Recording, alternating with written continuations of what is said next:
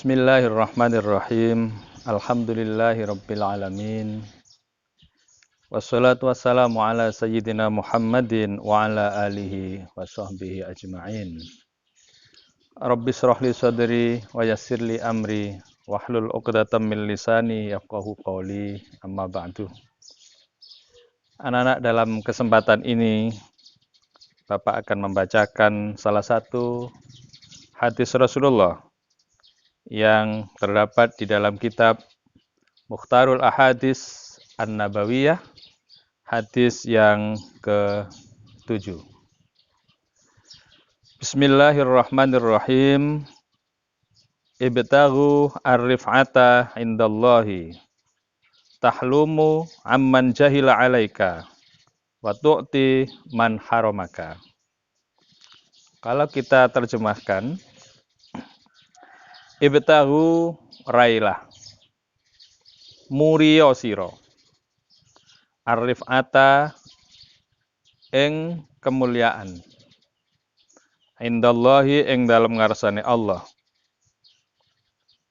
tahlumu, bersifatlah bijaksana atau belas kasih, aman saking wong jahila kang ora ngerteni sapa man alaika ing atase sira, wa tu'ti lan awe sira man ing wong haroma kang ora aweh sapa man ka ing sira. Anak-anakku, hadis ini cukup pendek. Namun jika kita kaji secara lebih mendalam, memiliki banyak pengertian. Pertama, dari makna hadis. Ibtaghu ar-rif'ata indallahi. Rahilah kemuliaan di sisi Allah. Tahlumu amman jahila 'alaika. Dengan cara engkau bertindak bijaksana atau belas kasih kepada orang yang tidak pengertian terhadapmu. Wa tu'ti man haramaka, dan berilah sesuatu kepada orang yang tidak mau memberi sesuatu pun kepadamu. Nah, ini ada dua dimensi kebaikan. Jika kita ingin mendapat kemuliaan atau derajat yang tinggi di sisi Allah, maka ada dua dimensi kebaikan yang harus kita lakukan. Pertama adalah dimensi spiritual.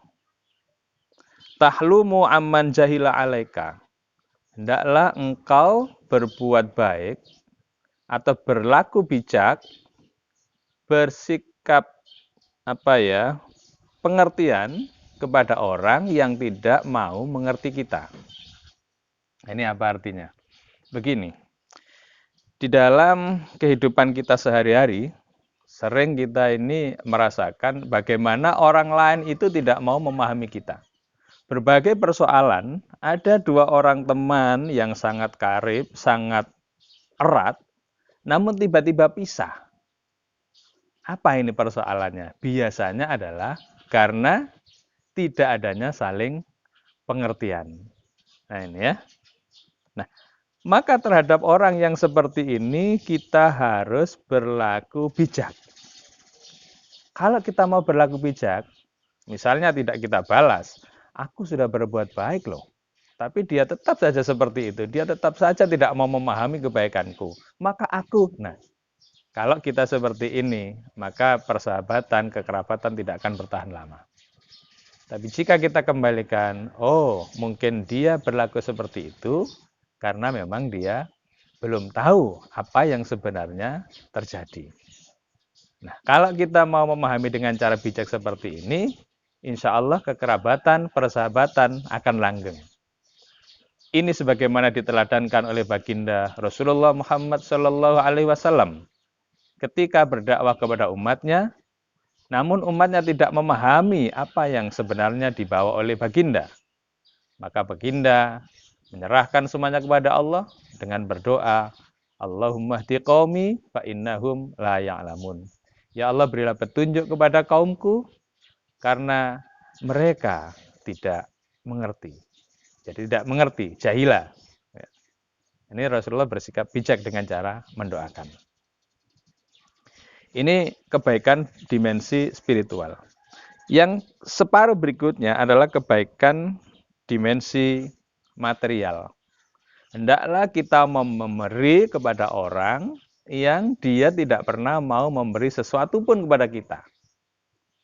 Jangan pernah membalas orang yang tidak memberikan pemberiannya kepada kita, misalnya dengan mengatakan, wong dia loh pada saat ada acara saja tidak mengundang diri saya, maka untuk apa saya undang dia? Dia tidak pernah memberi apapun kepadaku, untuk apa saya memberi dia?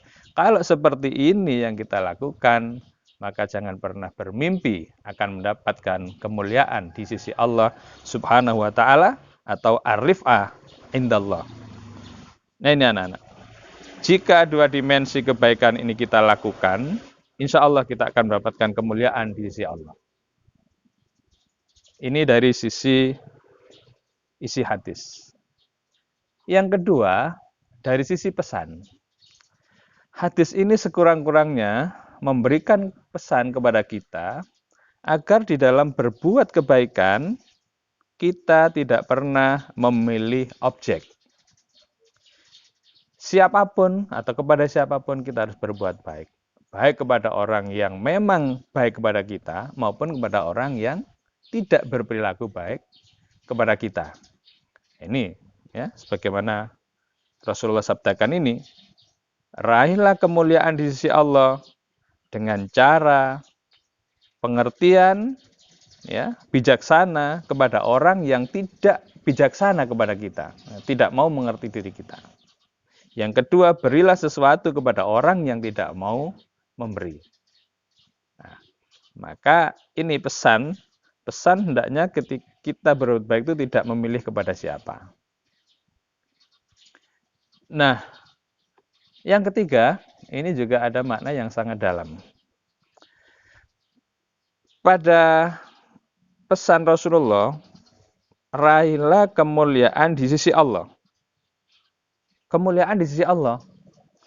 Namun ternyata perilaku kita ini, kebaikan kita tujukan kepada makhluk. Nah, ini kan agak unik. Ya. Agak unik misalnya kita umpamakan begini, carilah simpati dari si Budi ya, dengan cara melakukan kebaikan kepada si misalnya Eko. Nah, ini kan aneh. Loh. Suruh cari kebaikan di mata Budi, tapi kok berbuat baiknya kepada Eko. Nah, ini kelihatan tidak pas. Tapi kalau kita analogikan begini, carilah simpati dari seorang ibu dengan berbuat baik terhadap anaknya. Nah, masuk enggak? Jadi kita berbuat baik kepada seorang anak dengan harapan mendapat simpati dari ibunya. Nah, kalau ini pasti cocok.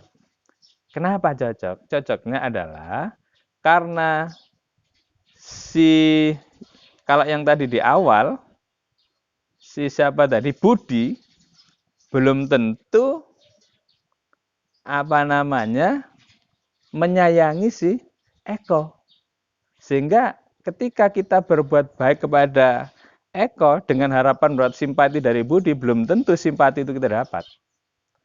Tapi ketika kita berbuat baik kepada anak dengan berharap simpati ibunya, ini pasti akan kita dapat. Kenapa? Karena ibu pasti menyayangi anaknya.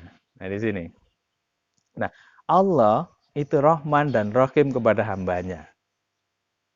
Maka ketika kita menyayangi hambanya, kita akan mendapatkan kemuliaan di sisi Allah Subhanahu wa taala tanpa memilih siapa hamba itu. Apakah hamba itu hamba yang baik atau hamba itu hamba yang tidak baik atau kurang baik. Sebagaimana di dalam hadis yang lain, wallahu fi aunil abdi maka kanal abdu fi auni akhihi. Allah itu akan senantiasa menolong hambanya selama hambanya itu mau menolong saudaranya tanpa terkecuali.